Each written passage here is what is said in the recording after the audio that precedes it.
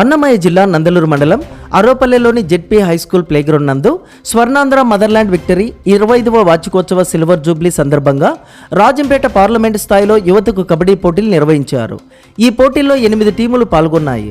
ఈ కార్యక్రమానికి ముఖ్య అతిథిగా సమస్త గౌరవ సలహాదారులు, సీనియర్ పాత్రికేయులు బూదెల ప్రభాకర్, పల్లె గిరీష్మంత్ రెడ్డి, ముమ్మడి సుధాకర్లు ఈ పోటీలను ప్రారంభించారు. ఈ పోటీల్లో ప్రథమ బహుమతి Nandaluru wild cat kabaddi team, ద్వితీయ బహుమతి జెడ్పీహెచ్ఎస్ స్కూల్ నాగిరెడ్డిపల్లి కైవసం చేసుకున్నారు. కబడ్డీ ఆటలో గెలుపొందిన వారికి బహుమతుల దాతలు ప్రథమ బహుమతి రాజంపేట నియోజకవర్గం జనసేన పార్టీ ఎల్లటూరు శ్రీనివాసరాజు అందజేశారు. ద్వితీయ బహుమతి బూదెల వెంకటయ్య, బూదెల సుబ్బమ్మ గార్ల జ్ఞాపకార్థం బూదెల ప్రభాకర్ అందజేశారు.